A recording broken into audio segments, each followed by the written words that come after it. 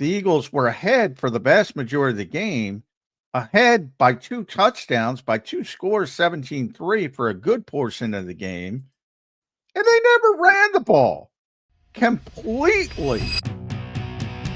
We got the legendary Chris Franklin, who we made wait. You never make, when you have royalty like Chris Franklin, you don't make them wait. Yeah, that's a bad job. I had to It's a get bad my job Phillies by us. point in. That's a bad job. Let's I'll bring him up I'll later. take the I'll be accountable. I'll take the hit. Chris, what's going on, man? It was fine. I was cool with this. I feel like it's like in Eagles like red zone, like coverage red zone. All of a sudden, I thought we were going quad box for a second. I'm like, okay, let's hear Quad here box. we go. We need Ooh, to quad box would have been nice. We could have done that, Chris. We should have ripped the quad box.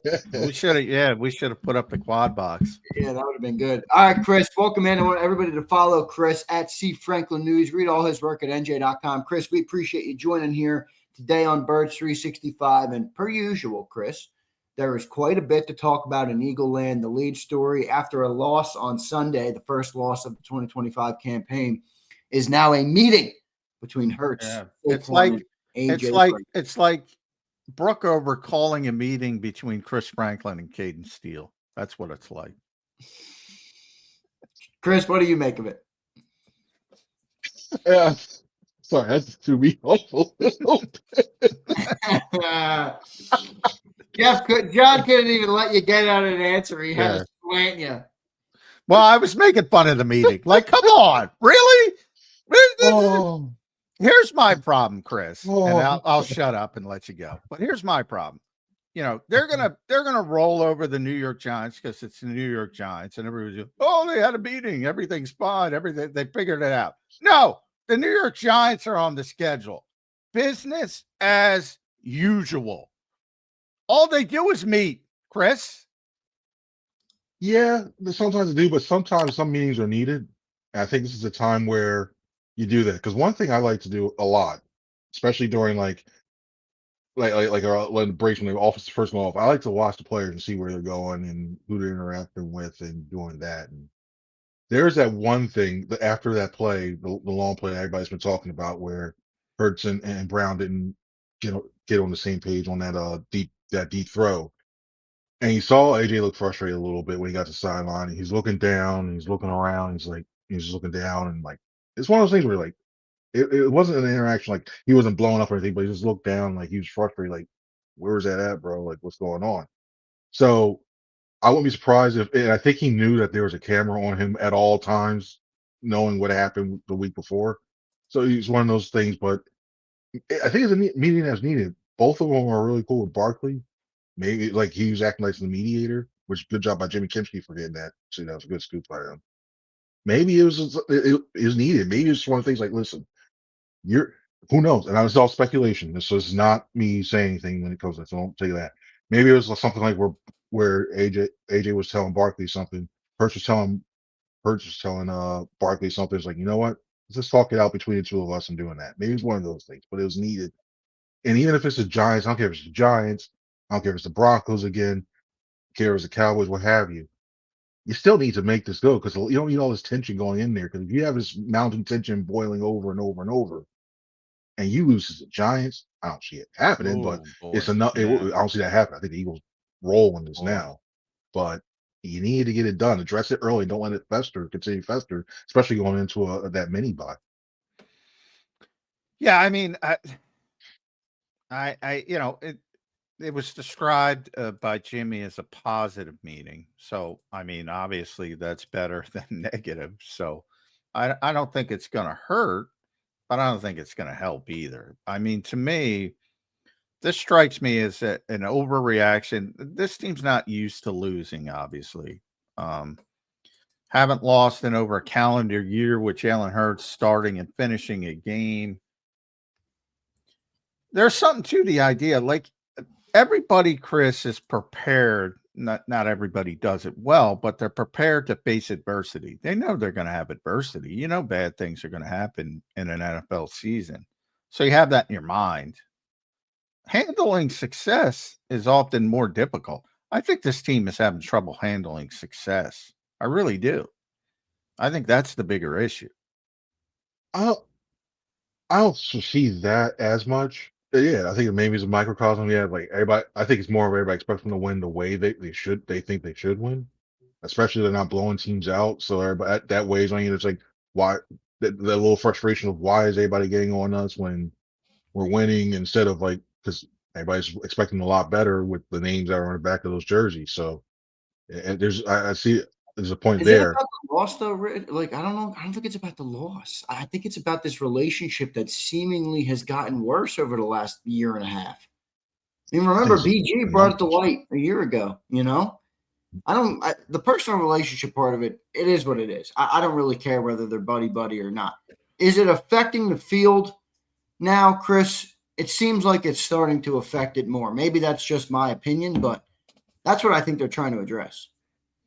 Is it- I don't know if it's something like I don't know if there's something in their past or whatever that happened or whatever. I don't know if it's something that I don't think it's necessarily I don't think it's necessarily something that happened where it's affecting them on the field, like something that happened off the field that goes on the field. I think it's more just the fact that they're both not playing to the best of their capabilities in the passing game, and it's starting to those frustrations are really starting to take over and weigh on them because if you're AJ, you look at your stat line, you have people tweeting at you, even though they say like, "Oh no," it's one of the worst things ever. Like, "Oh, we're not. I'm not." And every player says, "I'm not paying attention to what they're saying on TV, and not paying attention to me, and not paying attention to me." A lot of them look at it, just look at phone as soon as they get off the field and start looking, Oh yeah. scroll, whatever. So they see that stuff, and I wouldn't be surprised if we know we've seen tweets out there before, we've seen the posts out there before going, "You cost my fantasy team, or I had a bet on you, whatever," Oh and it gets like God. that. Those are So the worst people in the world, Chris. yeah, and one sounds like I wish human nature is gonna be like, I wish I could do better. If you're an athlete too, I wish I could do, looking at your stats. I wish I could do better, so I don't have to worry about this, and I get stop getting this stuff or whatever. And I think little time over time, and just basically looking at the stat line, the way the offense was averaging yards wise and everything else like that, it's starting to weigh on a little bit because you keep hearing the same thing over and over again. It's not getting fixed consistently. So I think that has a lot to do with it as well. Did you get the feeling that all this talk, whether it's inside the building with AJ and Devontae, or whether it's outside the building with the Drew Breeses of the world, and everybody saying it's the most uncreative offense, crept into the coaching staff's ears because they claim they don't pay attention to that, but I always say, and you probably heard me say it, when I hate the run pass ratio question coming into a game. Zander knows this because um, it's the same every week. Tell me the score, and I'll tell you the run pass ratio. If you're winning and you want to close out the game like last year, what the Eagles did so often, you have this huge advantage run. If you're down 2 touchdowns, 2 scores, you're throwing it all the time, and it looks worse from a pass heavy perspective. On Sunday, the Eagles were ahead for the vast majority of the game, ahead by 2 touchdowns, by 2 scores, 17-3 for a good portion of the game, and they never ran the ball. Completely off of their usual mindsets. How do you look at that and say they didn't listen? And I'm talking about Nick Sirianni, Kevin Patullo, whether it's inside voices or outside voices. They were impacted like that. They can say whatever they want. Actions speak louder than words. I agree. They heard something because you could tell because the fact that they were throwing that much. If you only let Saquon getting 2 touches in the second half when you're up that much, that was a we want to prove a point type game. It backfired in a way because it took Exactly. away that balance a little bit, We're going to and show you game. That's exactly what it was. it felt like one of those things. Like, listen, we can do this. We're going to prove everybody our passing game is still top notch, and still we can do it this way. We can do whatever way we want to do. We can run the ball effectively, we can pass the ball effectively, and so what happened on that. This team, I don't usually like to agree with this person, but Stephen A. Smith said it best. Like Nick Sirianni, are you the boss or not? I heard that quote yesterday, and he thought this team had the weapons to be able to throw the ball now, but you can't forget Saquon Barkley in that. And he let the outside noise effectively said, "Hey, you change the identity team, and now you don't have an identity. I think no team really has a true identity until about like halfway through the season when you finally everything settles and you start to go to make that run and you really know what you can do well.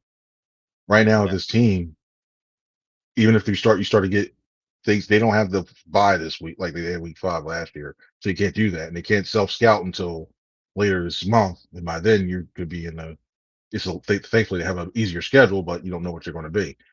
I just I look at this passing game and it's all I look at the route trees, I look at some of the separation, I look at the decisions of throwing. It's all one element. It's like when you got if you have all 4 elements or whatever, 3 of them are working, then you got one of them that's not working, next thing you know it's incompletion. They're not all on the same page. And I knew it was going to be a little early on with a new coordinator again. It would take some time and really get it. I didn't think it would be like this. Well, but you do bring up the new coordinator, and there's a certain process of feeling it and doing it for the first time. So put that aside. But because you brought up route concepts, because I want to ask you this question.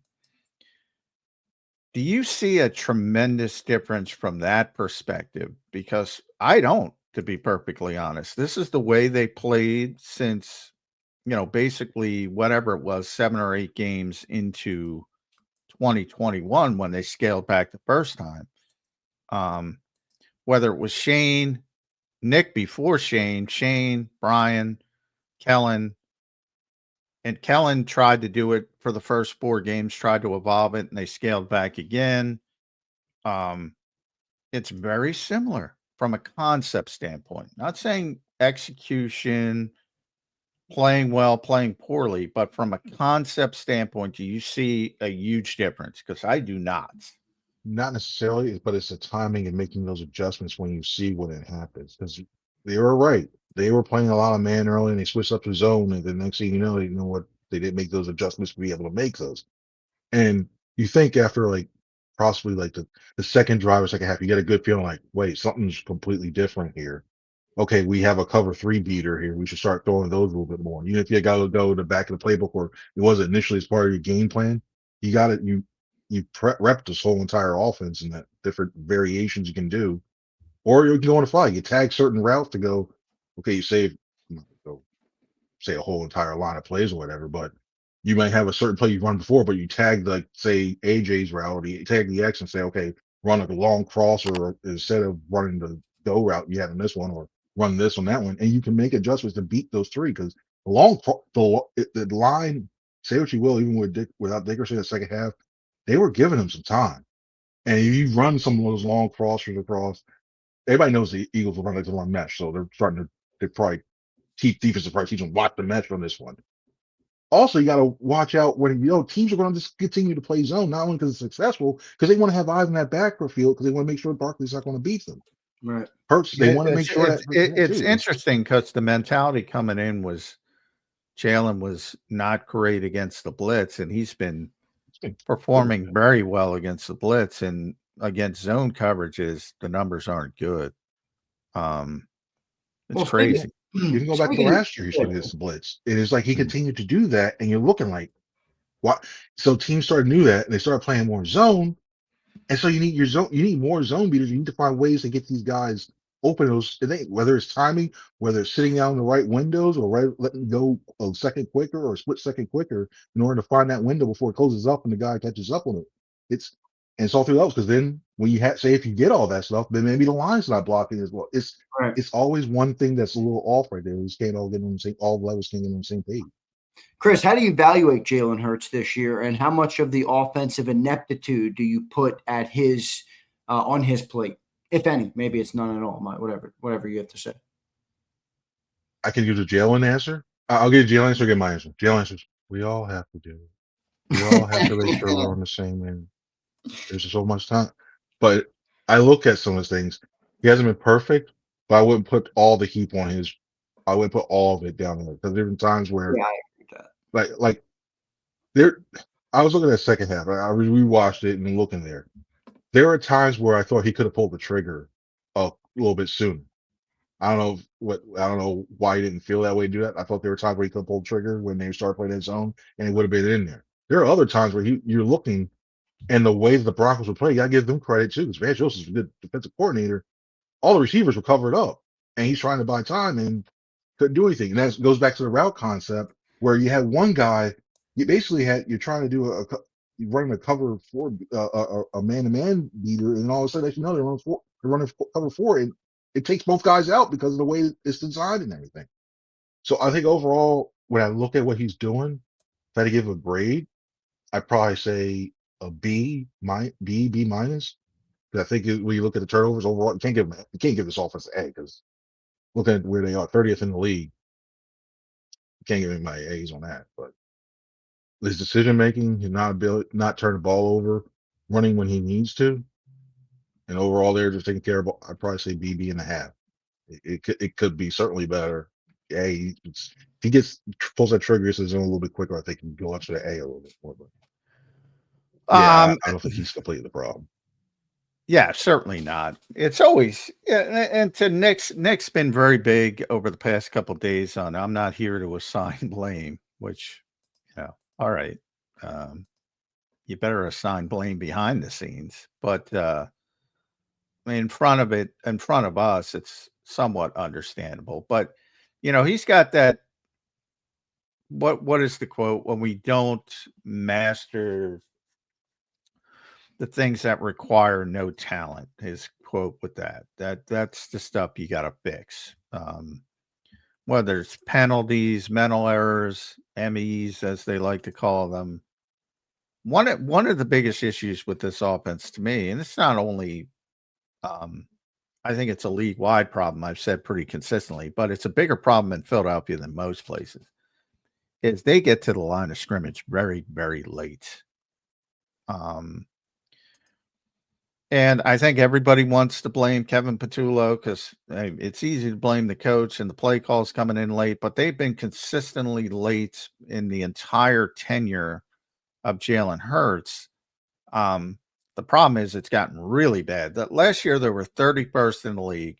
This year they're last, but they're like 2 seconds worse this year, which is egregious. You saw it with the Saquon Barkley legal shift penalty. Part of the reason he got that penalty, and it was a penalty, was because he didn't have time to set. Because the snap had to come, or they were going to get delay a game. So I want you to assign the blame, Chris Franklin. You can assign it to more than one person, but I want you to assign the blame on who's the biggest problem with this issue. Can I go sequential? Yes. I'm trying to go yes. my line of quote. You have to start with the play caller, and because you need to get you need to get a position groups, you got to get your packages on the field and what have you. So if you're looking over that, it's almost one thing you need to get it quicker because we see how many times we saw even before this game, you see your guys like yelling or whatever, or somebody else like that burn timeout because he didn't have the people on there. So you need to make that process a little more efficient. I don't know if you can start to throw hand signals up a little bit more to tell what personnel's coming on or what have you. Most of them do. Most of the time they do. But I'd probably say something like that. Then it comes to the quarterback in the huddle. Is it an issue? And this is, I don't know about this because I'm not down in the huddle with that. And that. Is it an issue where they're not hearing the play as well? Is it an issue where the play call may be too long? It's mostly the same playbook that they have. So I don't foresee that. Maybe there's extra stuff that is going on that is taking the thing a little bit longer. Maybe the quarterback needs to speak up a little more. I don't know. And again, I don't know this, but maybe it's just slowly guys trying to hear it or whatever. That one too. Then you go into the thing. Is it if the play call is so different, you don't know what the heck is in front? Like you hear the play, you're like, this isn't going to work. Or you see in the blitz, their teams are starting to do that blitz, faking the blitz, and we're seeing more simulated pressures going against the Eagles now to try to do that. So you're trying to pick everything up. You look at, okay, he's the Mike, he's not going there, he's not going fast enough. What the heck is this one? All right, we're changing out this play. Maybe do something that's on the base stuff that we have on our play sheet. And then you got to make sure the guys know what's going on. And if guys are lined up on the wrong way, which we've seen a couple of times, somebody will line up one way and go the other way. So you got to wait for them to set. Oh, wait, I'm supposed to be over here. Okay, that one too. Now you got the motion going. Like there is like when I hear like there really is so much involved in the play call and making sure you get that. Oh yeah, you only have 40 seconds, effectively, maybe 35 because you're walking. If you have guys walking back, running back for long routes, or the quarterback going out there trying to see that and all these changes. So it really is a long time. And But can I It break can be in? different. Because you're right, Chris. All this stuff, and I've mentioned all this stuff before. I agree with you wholeheartedly. But at the end of the day, they're the worst in the NFL at it. That's where we are. They're 32nd of 32. So these other teams are all dealing with the same stuff you're talking about. And they're better than the Eagles at it. And that's where I start to go.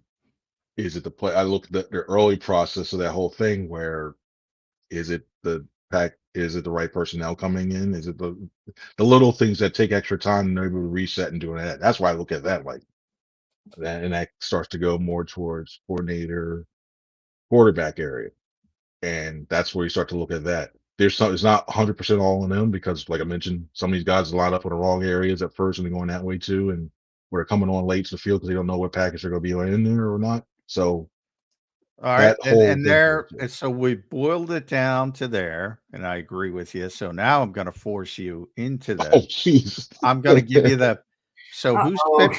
who's 51%, who's 49%? Who deserves more of the blame? It really, if anything, if I gun to my head, I probably had to say Patullo more. Gun to my All head, I'd probably right. say that. All right. There you Gu- have it.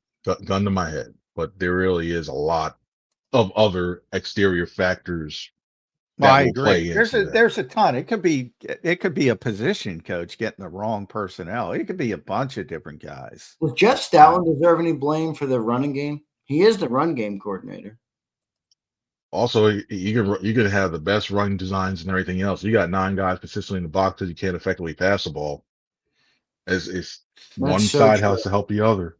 So if That's you so run the ball true. effectively, teams are gonna put more in the box or to play more zone like they're doing.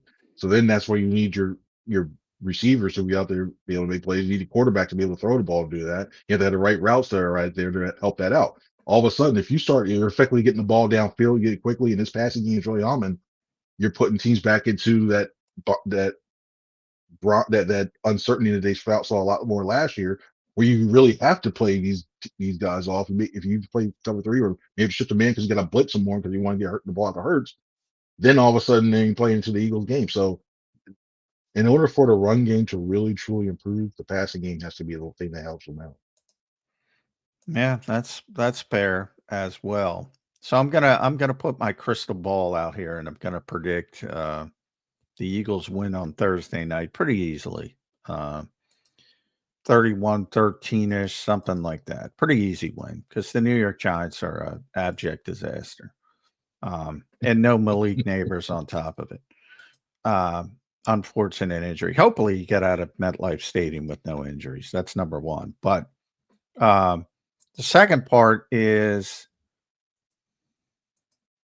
are we going to sit here after this dominant win and say, oh, well, the superstars had a meeting and everything's copacetic? Or are you going to say, no, the New York Giants were the penicillin to what was ailing the Philadelphia Eagles?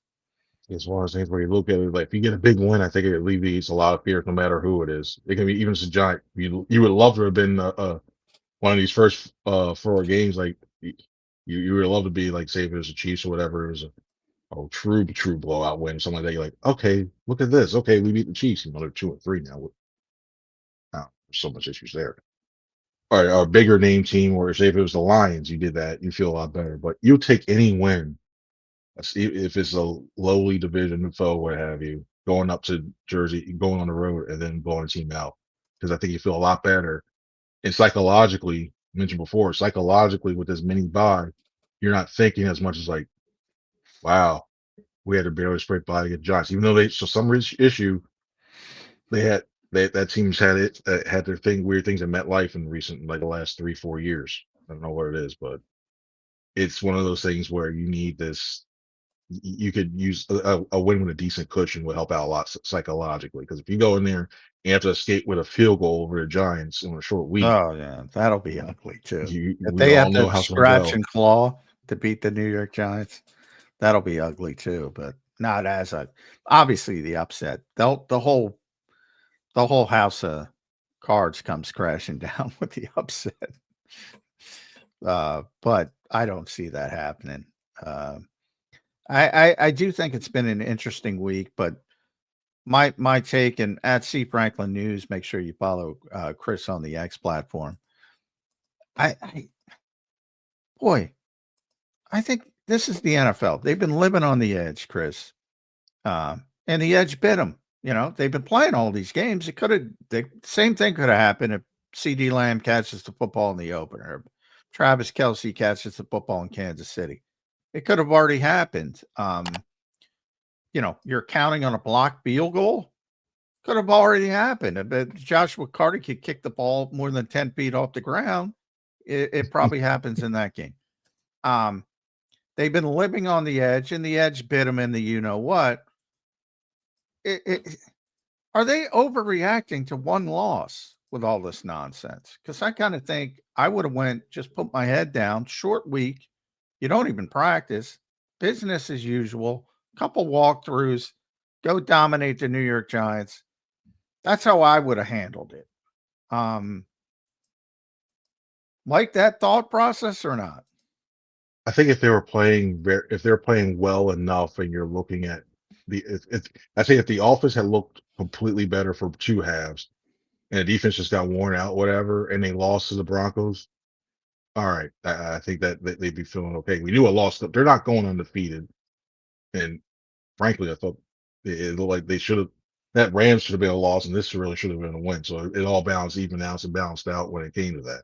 It was the Broncos Super Bowl. It felt like, with all the stuff we're hearing more and more now, but it's the best thing that probably would have happened is this way his schedule worked out is having this on Thursday night, because they can forget it quickly, and they have a chance to go against the opponent they have. They can go quickly. So yeah, there's some truth. I think there's some truth to what you said in that as well too. I also think it's the best thing that happened to them was having this short week, and they were due for a loss anyway.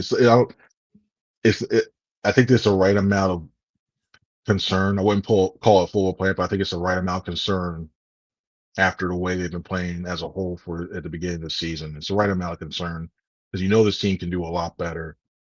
You're waiting for them to finally put it together so they can go on this run that we've seen historically.